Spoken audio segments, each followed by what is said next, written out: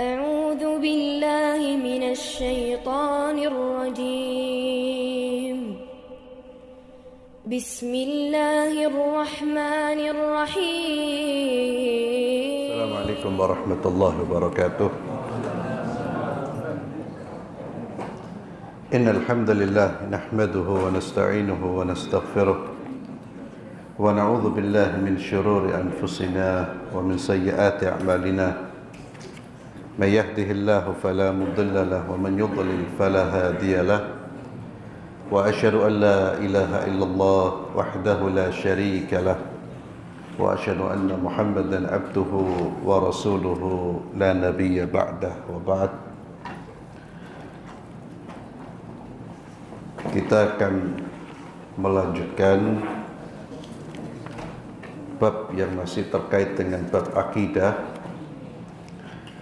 masuk pada bab Bad'ul Khalq, permulaan penciptaan makhluk. Dari Aisyah radhiyallahu anha, beliau berkata, qala Rasulullah sallallahu alaihi wasallam, Nabi kita Muhammad sallallahu alaihi wasallam, beliau bersabda, malaikat diciptakan dari cahaya, jin diciptakan dari api yang menyala-nyala, dan Adam diciptakan sesuai dengan apa yang diperintahkan kepada kalian, yakni Adam diciptakan dari tanah. Hadis riwayat Imam Muslim. Kemudian dari Anas bin Malik bahwa Rasulullah sallallahu alaihi wasallam beliau bersabda, lamma sawwarallahu Adam fil jannah, tatkala Allah subhanahu wa ta'ala membentuk Adam, Nabi Allah Adam di syurga, tarakahu ma sya'allahu an yatrukahu, ya. Allah subhanahu wa ta'ala membiarkan bentuk tersebut dalam beberapa saat atau beberapa waktu, yakni diciptakan dan Allah biarkan dalam satu bentuk yang belum ditiupkan ruh.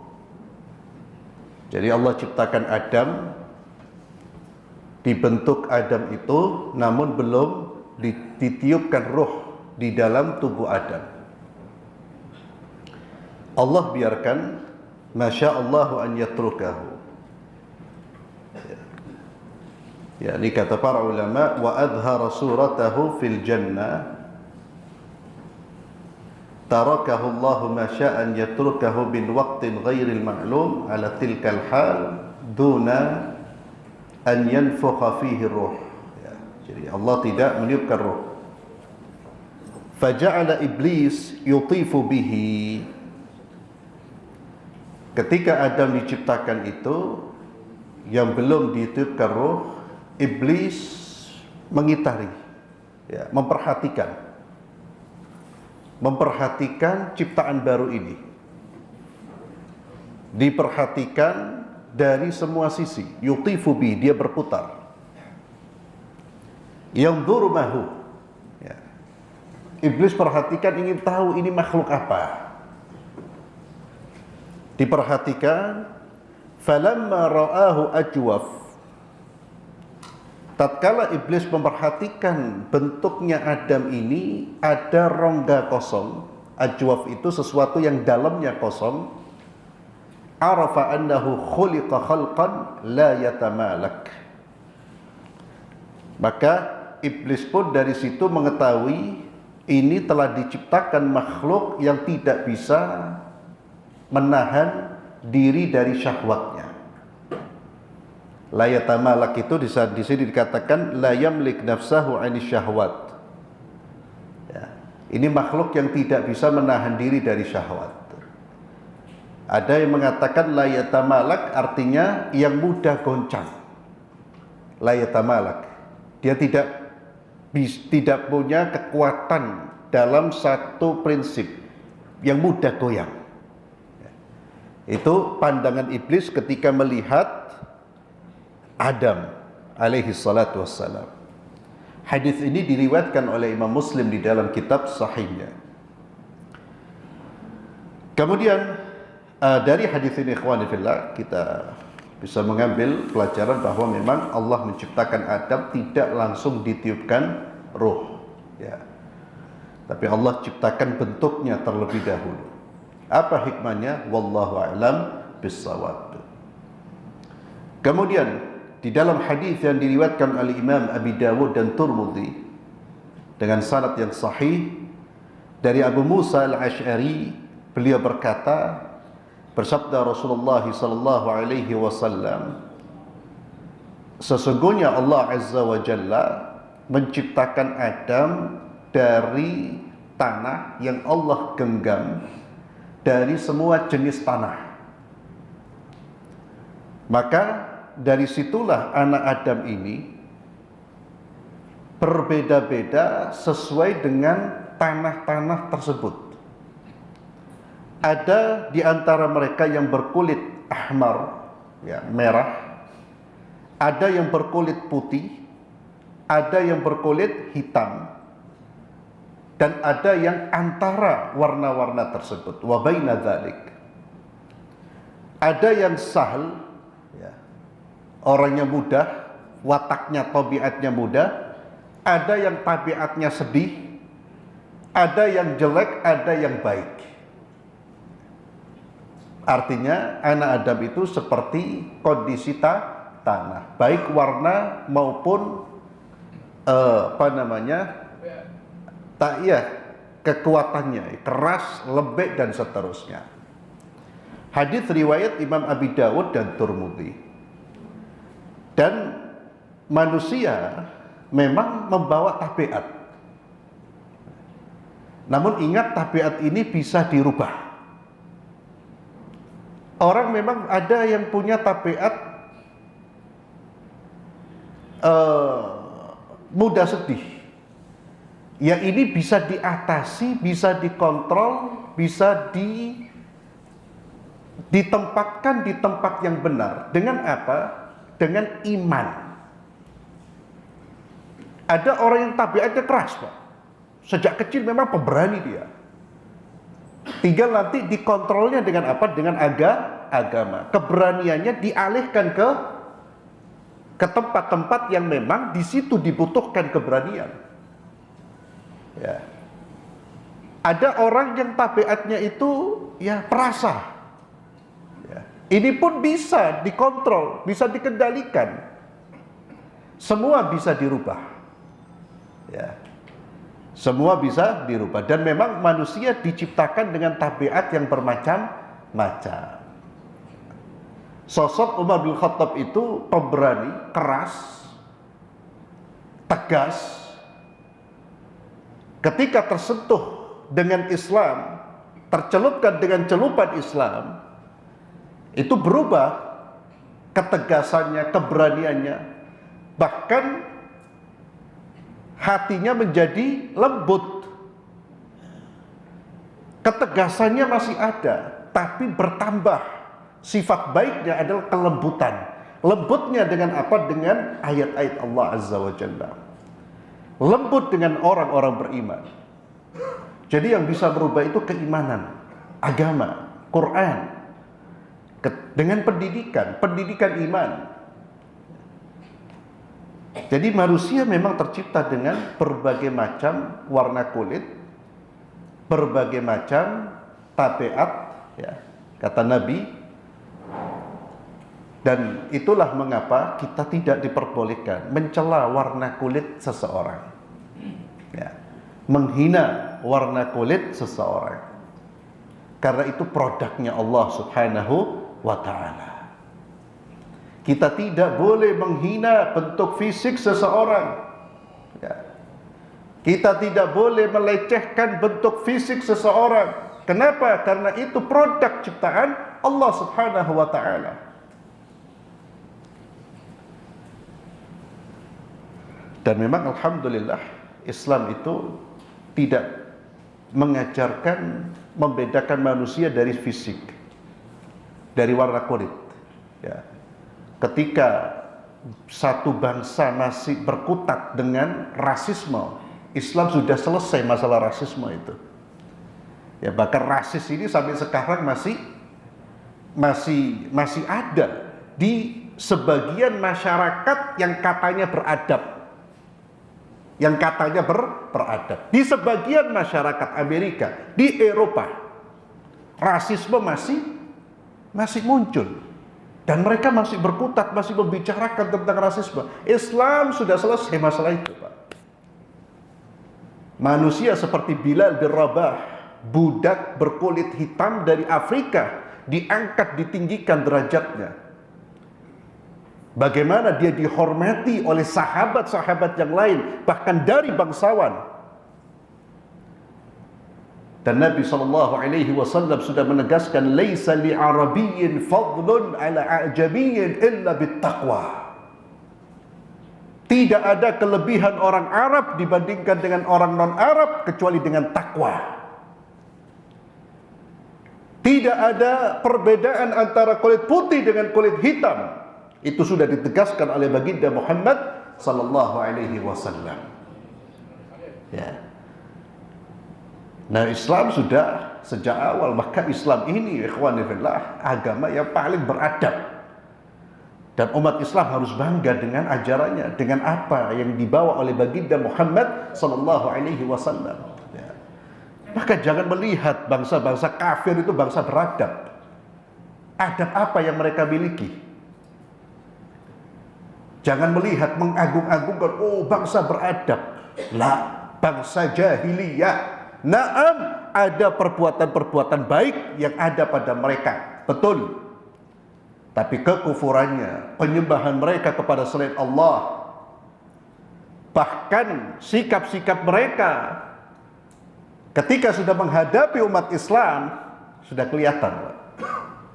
Ya, bagaimana Zionis itu sekarang didukung oleh negara-negara yang katanya bangsanya beradab. Jadi kembali kepada Islam. Tapi sangat disayangkan, ya kita ini umat Islam sebagian tidak menunjukkan akhlak Islami. Tidak menunjukkan ajaran-ajaran Islam. Namun jangan berlebihan. Jangan mengagung-agungkan peradaban Barat. Tidak ada yang perlu diagungkan. Jahiliyah, kufur, itu keburukan yang sangat. Kalau ada hal-hal yang baik, ya Islam di kalangan umat Islam juga banyak kebaikan. Kalau ada sopan santun di sana, ya di kalangan umat Islam juga ada sopan santun.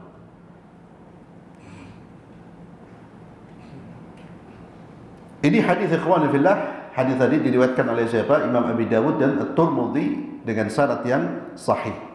Kemudian dari Abu Hurairah radhiyallahu anhu beliau berkata, bersabda Rasulullah sallallahu alaihi wasallam, tatkala Allah azza wa jalla menciptakan Adam, nafaha fihi ruh, dan kemudian Allah meniupkan ruh, atasa, adapun bersin, atas.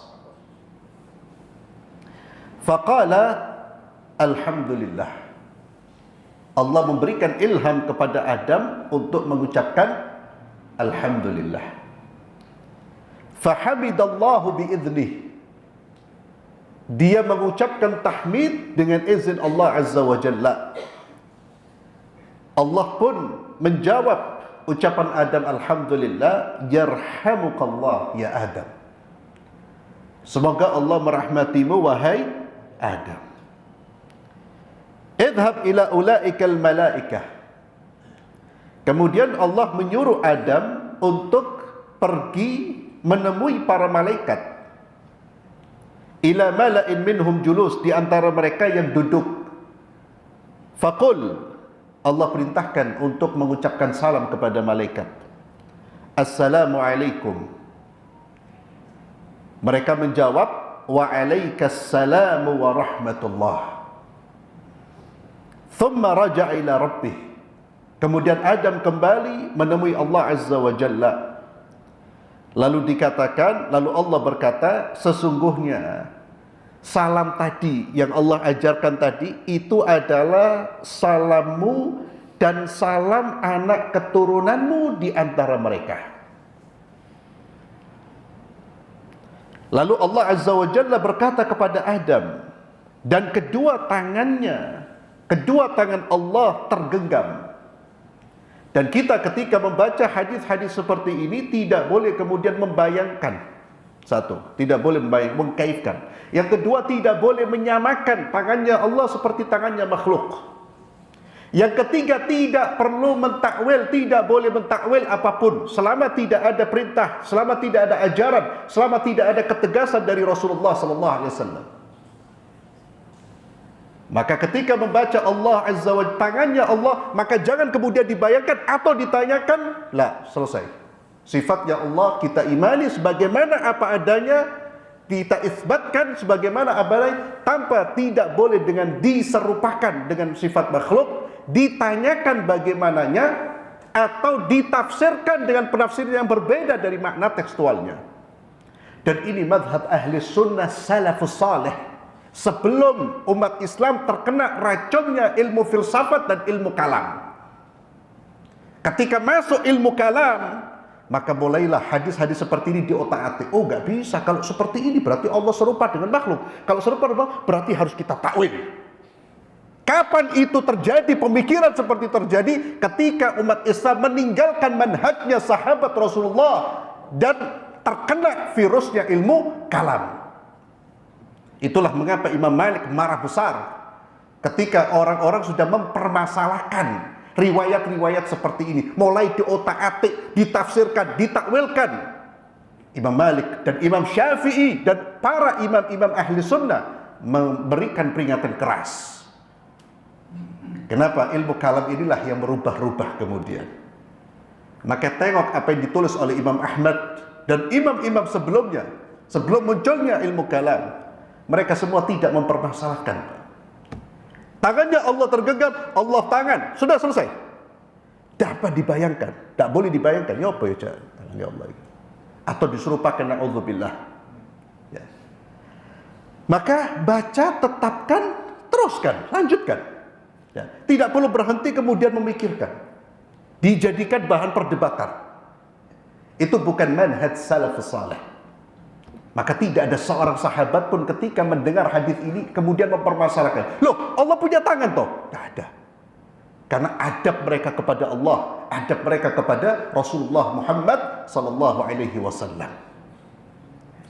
Tanpa bertanya apapun. Itulah mengapa antum masih ingat siapa yang ketika ditanya tentang istiwanya Allah kemudian marah?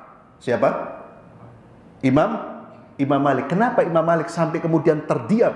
Karena pertanyaan ini tidak pernah ada. Tidak pernah ada. Maka ketika Imam Malik ditanya, tiba-tiba orang datang, ya Imam, kaifastawa? Bagaimana Allah beristiwa? Kaget Imam Malik. Loh, dari mana munculnya pertanyaan ini? Umat Islam dulu tidak ada yang seperti itu. Para sahabat Rasulullah mereka iman. Kembali kepada hadis ini, wa yadahu maqbudatan, dua tangan Allah tergenggam, lalu Allah berkata, ikhtar ayyahuma syi'ta. Kamu pilih ya Adam, mana yang kau pilih sesuai dengan kehendakmu. Lalu Adam mengatakan, ikhtartu yamina rabbi. Aku memilih yang kanan dan kedua tangannya kanan, mubarakah, yang penuh dengan barakah. Thumma basataha, kemudian dibuka oleh Allah Subhanahu wa taala. Ternyata di dalamnya Adam dan anak keturunannya. Lalu Adam bertanya, mahaula, ya Allah, siapa mereka ini? Wallahualam bentuknya seperti apa? Allah tampakkan di hadapan Adam alaihi salatu wassalam. Faqala haula'i dzurriyyatuk. Ini semua nanti anak keturunanmu. Dan setiap manusia sudah tertulis umurnya di antara kedua matanya. Usianya sudah ditetapkan oleh Allah. Dan di dalam apa yang Allah tampakkan, perlihatkan kepada Adam tersebut, ada orang yang paling adwa, yang paling bercahaya. Au min adwaihim, yang paling bercahaya. Kemudian ditanya, ya Rabbi man hadha? Siapa ini? Allah Azza wa Jalla mengatakan, hadha ibnuk Dawud, qad katabtu lahu umra 40 sana. Ini putramu, yakni putranya keturunanmu, yang sudah aku tetapkan usianya 40 tahun. Qala ya Rabbi zidhu fi umri. Kata Adam, ya Allah, tambah ono, tambahkan usianya. Qala dzaka alladhi katabtu lah. Itu sudah aku tetapkan. Ai Rabbi, ya Allah, kata Adam, fa inni, wahai Tuhanku, sesungguhnya aku telah menyedekahkan dari umurku 60 tahun untuk Daud. Tak sedekah loh. Ambil usiaku 60 tahun. Anta wa dzak. Dan Allah menerima permintaan siapa? Adam alaihi salatu wassalam. Kemudian setelah Adam perjalanan hidupnya dari mulai ditempatkan di surga, Masya Allah, sesuai dengan apa yang Allah kehendaki, kemudian dikeluarkan dari surga. Dan Adam itu ya'uddu li nafsihi, dikatakan dia menghitung usianya dan umurnya. Dia menghitung.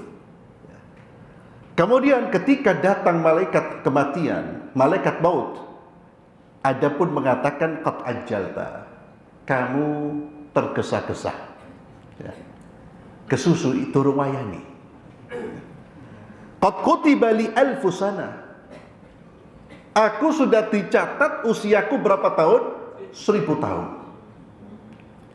Qala bala, kata malaikat kematian, malaikat maut, iya betul. Walakinnaka ja'alta li ibnika Dawud 60 sana. Tapi kamu sudah memberikan kepada Daud 60 tahun dari usiamu. Fajahadat dzurriyyatuhu. Adam pun lupa dia, ya. Maka Adam pun ketika datang malaikat maut, dia menolak, bukan menolak, dia menolak dalam pengertian apa? Loh, iki tuh wayani. Dan ini pula yang kemudian noron kepada siapa? Anak keturunannya. Suka menolak apa yang sudah diomongkan. Ya. Manusia. Wa nasiya, Adam lupa, fa nasiyat dzurriyyatuhu. Anak keturunannya pun suka lupa. Qala, kemudian Nabi sallallahu alaihi wasallam bersabda, fa min yaumi idzin, maka dari ketika itu umira bil kitabi wasyuhud, maka diperintahkan transaksi atau muamalat, hubungan sesama di antara manusia, Allah perintahkan untuk dicatat dan dihadirkan saksi. Muamalah itu diperintahkan untuk dicatat dan dihadirkan saksi. Hadis ini sahih, diriwayatkan oleh Imam At-Tirmidzi. Ikhwani fillah azzallahu wa iyyakum, ada beberapa pelajaran yang kita bisa petik dari hadis yang mulia ini. Yang pertama, bagaimana Allah Subhanahu wa taala menciptakan Adam, ya. Dan Allah memberikan ilham kepada Adam untuk bertahmid. Dan ini menjadi syariat yang dibawa oleh baginda Muhammad sallallahu alaihi wasallam. Ketika seorang muslim bersin, dia dianjurkan mengucapkan alhamdulillah. Dan sadari ikhwani fillah, ketika kita bersin, ini merupakan taufik dari Allah. Dan itu baik. Kita katakan alhamdulillah, segala puji bagi Allah Subhanahu wa taala. Ada sesuatu yang dikeluarkan, kotoran yang dikeluarkan. Ucapkan alhamdulillah, segala puji bagi Allah.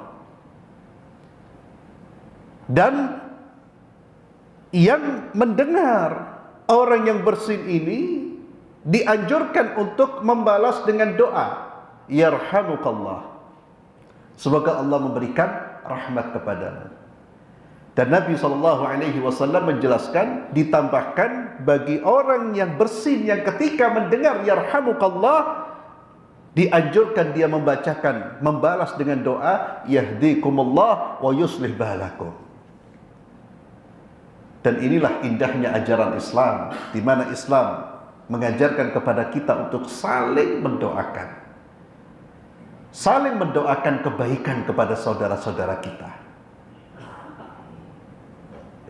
Dan ini sunnah yang perlu kita amalkan, karena isinya adalah doa. Orang Islam itu dengan Muslim yang lain hendaknya senantiasa memberikan kebaikan, minimal dengan doa. Minimal dengan doa. Dan kapan seseorang dianjurkan mendoakan saudaranya yarhamukallah? Ketika dia mendengar orang yang bersih ini mengucapkan alhamdulillah. Kalau saudara kita tidak mengucapkan alhamdulillah, jangan didoakan yarhamukallah, tapi ingatkan, ya fulan qul alhamdulillah. Ya fulan ucapkan alhamdulillah. Kalau dia sudah mengucap alhamdulillah yarhamukallah, kemudian dibalas yahdikumullah wa yuslih balakum. Jadi doa kita kepada saudara kita, yahdikallah, yahdikumullah, itu doa yang baik. Jangan ngamuk, jangan marah. Ya, Allah yahdik, ngamuk. Allah yahdik lu, ente Allah yahdik lu. Subhanallah. Itu kan doa kebaikan ya akhi. Allah yahdik, amin, walak. Wallahu yahdik, wallahu yahdik. Yahdikallah. Hidayah, itu doa kebaikan ya akhi. Ya, maka wa yuslih balakum, arti apa yuslih balakum itu? Semoga Allah memperbaiki kondisimu, keadaanmu. Doa yang indah, wa yuslih balakum. Kemudian ketika Allah menciptakan Adam ini juga diajarkan apa? Salam. Perhatikan, salam ini kata Allah Subhanahu wa taala, hadhihi tahiyyatuk wa tahiyyatu banika bainahum. Ya Allah. Allah sudah menetapkan ucapan assalamualaikum itu tahiyyah, ucapan salam, ucapan sapa antar kita umat Islam. Dan ini ucapan dari siapa? Dari siapa? Allah. Allah yang mengajarkan. Ini hebatnya ucapan assalamualaikum. Maka seorang muslim tidak pantas mengganti ucapan salam ini dengan ucapan-ucapan yang lain. Maka jangan sampai seorang muslim ketemu dengan muslim yang lainnya tidak mengucapkan assalamualaikum. Diganti dengan selamat pagi, selamat siang, selamat malam. Kalau urip nang Surabaya, selamat pagi. Ya akhi muslim, assalamualaikum. Ya, biar kelihatan lebih keren ya akhi. Ya salam. Ya. Biasanya syabab pemuda-pemuda yang terpengaruh dengan apa? Yaitu saya katakan, kenapa kita katakan jangan pernah membanggakan peradaban barat. Kenapa? Karena sebagian pemuda kita itu sudah bangga kalau barat itu beradab, barat itu hebat. Maka sampai dalam semua hal pengennya seperti barat, sampai dalam soal sapa menyapa, sehingga bangga kalau ketemu sahibnya, bro, ya apa? Tak mau salam? Lah, ya salam. Itu seperti beradab dia. Jahiliyah ya akhi. Jahiliyah. Itulah mengapa saya katakan jangan membanggakan. Itu kekeliruan kita. Terkadang dulu kita membanggakan, Pak. Kenapa? Kalau kita membanggakan di depan putra-putri kita, akhirnya terbentuk dalam pikiran mereka, hebat itu, beradab itu Eropa, Barat. Kadzab. Lihat sekarang. Mereka beradab. Kenapa? Karena mereka cari dunia. Mereka jujur agar mereka tidak dikhianati. Tapi Muslim beradab bukan cari dunia. Dia jujur karena ini perintah Allah. Itulah bedanya adabnya seorang muslim dengan orang yang tidak beriman. Maka orang kafir itu kalau ada kesempatan menghancurkan, mereka ada kesempatan, mereka akan ambil kesempatan itu. Muslim tidak. Karena dimanapun dia terikat dengan aturan Allah, bukan terikat dengan hubungan sesama manusia. Mereka tidak berani berkhianat. Kenapa? Takut dikhianati. Jadi hati-hati pemuda-pemuda kita ketemu ya, assalamualaikum, dan salaman, kalau salaman dipegang ya akhi. Ya. Sekarang tidak mau, hanya kadang tos gini toh. Yo, terus bangga. Isyallah. Tos gini tidak dapat fadilah inti. Yang dapat fadilah itu berjabat tangan. Asal podo lanangi. Ya. Nabi SAW menyebutkan fadilahnya berjabat tangan apa? Berguguran dosa-dosa kita. Tidaklah dua orang muslim saling berjabat tangan kecuali Allah gugurkan dosa dari mereka berdua sampai mereka melepaskan tangan mereka. Ya Allah. Demikian pula dengan ucapan salam, assalamualaikum, berpahala. Orang mengucapkan assalamualaikum, satu dia mendapatkan fadilah sunnah, menjalankan sunnah Rasulullah. Yang kedua dia mendapatkan fadilah. Satu ucapan assalamualaikum, 10 pahala dia dapatkan. Assalamualaikum warahmatullahi 20. Assalamualaikum warahmatullahi wabarakatuh 30. La haula wala quwata illa billah diganti dengan good morning ya Allah. Ya. Hatta kadang-kadang kita pakai bahasa Arab, podoai, sobahul khair. Lo itu diucapkan kalau inti ketemu wong kafir, apa-apa. Ketemu wong muslim, sobahul khair, sobahul surur. Ya akhi, assalamualaikum warahmatullah. Kenapa? Ini subhanallah coba kita, dan Allah Azza wa Jalla menyebutkan salam ini di dalam Al-Quran sebagai apa? Salam yang penuh dengan barokah. Maka ketika kita masuk rumah, ucapan yang pertama kali kita ucapkan assalamualaikum warahmatullah. Baik di dalam rumah kita ada orang atau tidak ada orang, ucapkan assalamualaikum warahmatullah. Itu membawa kebaikan, membawa keberkahan. Maka Allah katakan, inna hadhihi tahiyyatu wa tahiyyatu banika bainahum. Ya Adam, ini ucapan salam, ucapan sapa kamu dan anak keturunan di antara dan anak-anak keturunanmu di antara mereka. Kemudian ikhwan fillah azzalallahu wa iyyakum, sifat manusia itu Nabi sudah menyebutkan lupa. Ya. Tapi bukan berarti kita kemudian boleh boleh membiasakan diri untuk melupakan segala sesuatu. Kalau orang lupa tidak disengaja, ketika diingatkan maka segera kembali sesuai dengan apa yang diingat. Atau ketika dia diingatkan, dia kembali kepada kebenaran. Kembali kepada kebenaran. Jangan kemudian lupa karena dikatakan manusia itu bawaannya lupa, lalu dia pura-pura lupa. Atau bahasa kita bodoh-bodohan terus. Oh iya ana lali. Ya. Oh iya ana lali. Lali. Ada orang yang sengaja memang melupakan, ada orang yang dia itu sudah punya komitmen. Tapi kemudian dia terlupa, itu beda. Ada orang yang tidak pernah ingkar janji. Dia punya komitmen dengan janjinya. Suatu saat dia lupa, wajar.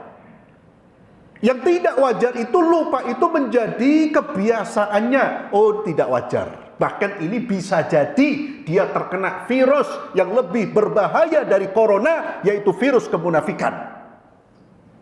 Apa cirinya orang munafik? Idza wa'ada akhlafa.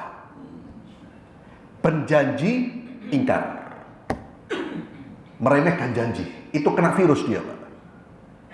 Sudah ada di dalam tubuhnya virus kemunafikan. Kalau itu menjadi kebiasaan, sama seperti dusta. Seorang muslim suatu saat pernah dia berbuat dusta, pernah, hatta orang alim. Tapi bisa dihitung sekali, 2 kali. Tapi kalau sudah menjadi kebiasaan, yaitu orang fasik. Dia sudah terkena virus kemunafikan, sebagaimana sabda Rasulullah SAW, "Idza haddatsa kadzaba." Kalau ngomong dusta. Kalau tidak dibumbui dengan dusta, tidak enak dia. Lidahnya itu tidak enak. Maka kalau ngomong ono dustani, cerita ono dustani. Maka ikhwani fillah, lupa itu pembawaan manusia. Sehingga kalau saudara kita lupa, ya dimaklumi, asal tidak kemudian bendino lupa. Kalau bendino lupa, dibawa ke dokter saraf, ya. Dibawa ke dokter, mungkin ada gangguan dia. Kalau lupa terus, atau memang sudah sebes, sudah tua, sudah pikun, ya. Jadi lupa itu, Adam pun lupa, Nabi loh ini. Itu lupa. Maka kata Allah, anak keturunannya pun lupa. Jahada itu mengingkari apa yang sudah ditetapkan oleh dia sendiri. Loh, aku tidak ngini. Itu wajar. Kalau sekali dua kali diingatkan. Loh, ya, lali kau. Ya. Itu pembawaan manusia. Maka di istilah ungkapan wa ma summiyal insanu insanan illa likathrati nisyanihi. Ya. Kemudian dari hadis ikhwani fillah yang dicatat oleh Imam At-Tirmidzi ini, disyariatkannya, ya, disunnahkan, dianjurkan transaksi-transaksi yang terjadi di antara kita itu tadi apa? Dicatat dan dihadirkan saksi. Dan ini salah satu cara kita menutup pintu konflik, pintu perselisihan yang terjadi di antara kita. Salah satu caranya adalah dengan apa? Setiap transaksi itu ada catatan, ada saksinya. Kalau sekarang di notaris biasanya. Terlebih transaksi-transaksi yang memang itu transaksi yang besar, yang punya kepentingan dalam kehidupan orang-orang yang bertransaksi ini. Jangan Pak, apalagi di zaman sekarang, hatta sahib tetap perlu catatan itu Pak. Terkadang orang ini Pak, sahib kita ini terkadang ya ada yang saat ini mungkin masih baik sama kita, suatu saat dia bisa berubah jahat kepada kita. Di saat kita transaksi baik, mungkin karena kita percaya, wes tak pakai tulis menulis.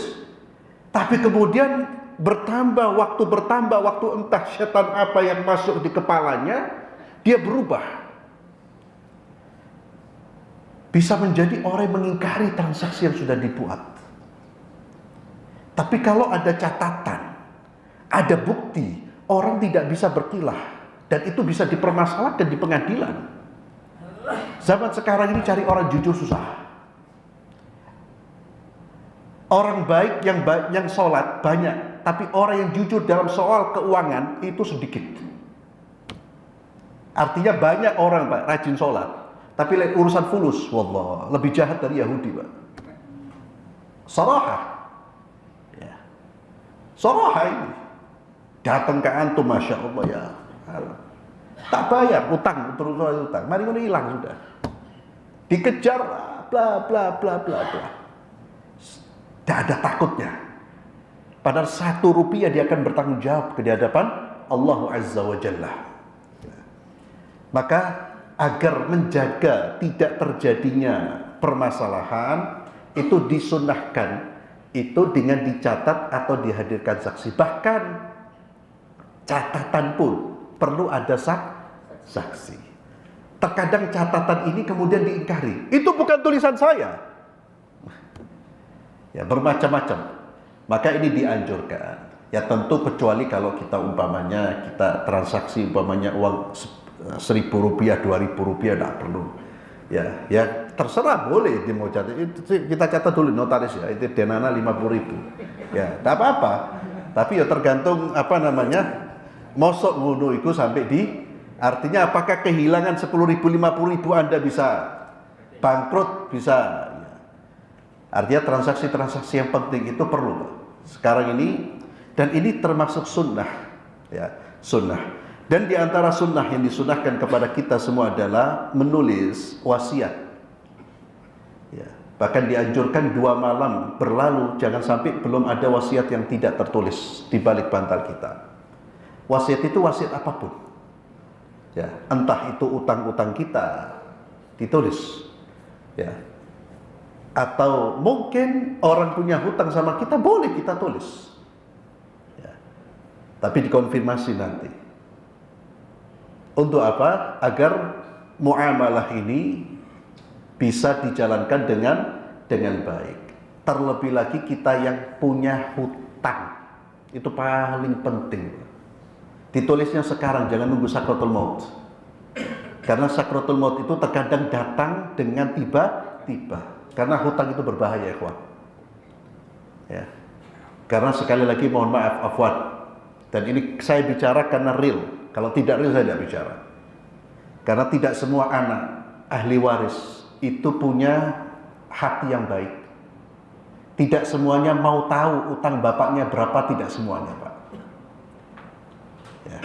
Tidak semuanya mau menyelamatkan ayahnya. Terus ketok duwe akeh, sudah gelap mata. Kalau orang baik itu kan cari dia. Siapa? Kita jangan bagi dulu, kita cari. Ayah punya hutang atau enggak? Itu ahli waris yang baik. Sekarang ada, Pak, ahli warisnya justru ketika ditagih tidak mau tahu dia. Ya. Itu kan kasihan. Dan itu kenapa? Terkadang karena tidak ada catatan. Ya. Karena tidak ada catatan. Maka catatan itu terutama kita yang punya hutang. Karena kalau kita menghutangi, Pak, tidak dibayar, itu masih selamat kita kan. Bahkan itu menjadi amal soleh kita. Tapi kalau kita yang meminjam, tidak bayar, tidak selamat, Pak. Atau bahkan na'udzubillah bahasa kita bodoh-bodohan, Pak. Tidak selamat kita. Maka dicatat. Kemudian asyaitan wa fitnatuhu linnas. Wa fitnatuhu linnas. Syaitan dan fitnahnya kepada manusia. Ikhwani fillah, ini masih tetap salah ya? Iya. Jadi 55 nanti ditambah lagi 3 menit. Masih kurang 6 menit. Nah, kita baca satu hadis ini, dan ini ikhwani fillah, mudah-mudahan hadis ini juga menjadi bahan renungan buat kita semua. Ya. Apa yang paling menyenangkan syaitan itu apa? Yang paling menggembirakan syaitan itu apa? Ini dijawab di dalam hadis ini. Dari Jabir bin Abdullah radhiyallahu anhu, beliau berkata, bersabda Rasulullah sallallahu alaihi wasallam, "Inna iblis yada'u arsyahu 'alal ma'." Sesungguhnya iblis itu dia menempatkan singgasananya di atas air. Wallahu a'lam, air di mana enggak tahu. Di atas lautan, Pak. Itu ada singgasananya iblis. Thumma yab'atsu sarayahu. Kemudian iblis itu mengirim sarayahu, beberapa pasukannya. Fa'adnahu minhu manzilatan a'dhabuhum fitnatan.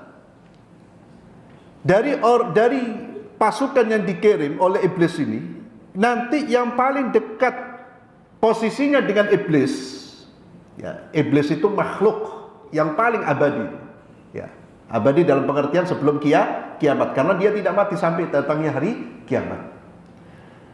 Dia punya pasukan, yang paling dekat pasukannya dengan iblis itu adalah yang paling bisa menimbulkan fitnah yang besar di tengah-tengah manusia. Yaji'u ahaduhum fayaqul, ya, laporan itu, pasukannya itu satu persatu melapor, fa'altu kada wa kada, saya sudah berbuat ini, menyesatkan manusia ini dan itu. Kata iblis apa? Ma sana'ta syai'an, perbuatanmu itu tidak ada apa-apanya. Ya, ringan. Tuh. Perbuatanmu tidak ada apa-apanya. Thumma yaji'u ahaduhum, sampai datang satu prajurit iblis itu, dia lapor, dia mengatakan, ma taraktuhu hatta farraqtu bainahu wa baina imra'atihi. Saya satu orang tidak saya tinggalkan sampai dia menceraikan istrinya. Apa kata iblis? Anta, kamu pemenangnya. Lalu prajurit yang menceraikan suami dari istrinya, itulah yang didekatkan. Fayudnihi faqala ni'ma anta, sebaik-baik prajurit adalah Anda. Apa artinya, ikhwan? Apa artinya? Perkara yang paling disenangi oleh syaitan itu apa? Percerainya suami istri. Itulah mengapa godaan di dalam rumah tangga itu sangat dahsyat. Dan orang akil, orang yang sudah ngaji, dia tahu. Setiap kali ada godaan-godaan, dia tahu ini apa? Memang perbuatan syaitan. Karena syaitan membidik keluarga-keluarga muslim. Dan kita sudah bisa menyaksikan keluarga yang tidak sempurna, dalam pengertian tidak harmonis, yang di situ terjadi perceraian, dalam penelitian yang secara ilmiah ternyata menimbulkan banyak masalah. Kenapa? Anak-anaknya bermasalah. Banyak diteliti, penelitian ilmiah, banyak anak-anak yang bermasalah berasal dari keluarga yang broken home, termasuk perceraian. Dan dampaknya banyak. Dan mohon maaf, ngeri Pak, sekarang perceraian luar biasa. Ini menjadi PR kita semua. Bukan PR-nya ustadz, bukan PR-nya sekolah, semua, termasuk orang tua harus introspeksi. Apa yang selama ini diajarkan kepada putra-putrinya? Kok mereka menjadi manusia-manusia tidak bisa menjalani kehidupan? Perlu dikoreksi Pak. Perlu dikoreksi. Koreksi bersama. Jangan menyalahkan fulan atau alan. Bisa jadi karena pendidikan kita selama ini. Kok menjadi manusia-manusia tidak bertanggung jawab, mudah mengucapkan kata cerai, hatinya lembek, digenu sedikit pulang dan seterusnya. Loh, ada apa ini? Berarti kita gagal sebagai orang tua. Maka kalau menyiapkan anak-anak kita mau menjadi suami dan istri itu Pak, dipersiapkan lebih lama. Dipersiapkan apa? Mentalnya. Jangan ribut dengan gedungnya. Mental dipersiapkan. Didodokkan anak kita yang laki. Hei rijal, itu nanti sebagai suami, tugasmu ini. Coba kamu baca. Dicekoki, didoktrin bagaimana dia menjadi suami yang jantan, bertanggung jawab. Istri pun demikian. Hei anakku, putriku, kamu akan menjadi seorang istri, dan seorang istri tidak sama dengan kamu ketika menjadi seorang siswi, mahasiswi, atau belum menikah. Kamu punya tanggung jawab besar. Ini loh hak dan kewajibanmu. Dicekoki. Berapa itu? Bukan 15 menit, 20 menit Pak, sebulan, 2 bulan. Biar mental itu terbentuk. Nah sekarang mau mengandalkan ceramahnya ustadz, khutbah nikah. Sudah khutbah nikah, dipesani lagi ustadz, ojo suwe-suwe. Loh, ya apa? Ya. Atau terkadang bismillah dibuka dengan Al-Quran, dibuka dengan alhamdulillah, innalhamdulillah. Setelah ini joget-joget tak karu-karuan. Jadi agama ini seperti dibuat formalitas, gaya pajangan tok. Maka jangan salahkan ketika rusak rumah tangga. Ternyata iblis itu paling doyan, paling senang ketika ada suami menceraikan istrinya, istri minta cerai dari suaminya. Dan itulah yang terjadi, dan itulah yang membuat masyarakat kita menjadi masyarakat yang amburadul. Wallahu a'lam bishawab. Insyaallah kita lanjutkan pada pertemuan berikutnya. Kita tutup dengan doa kafaratul majlis. Subhanakallahumma bihamdik, asyhadu an la ilaha illa anta astaghfiruka wa atubu ilaik. Assalamualaikum warahmatullahi wabarakatuh.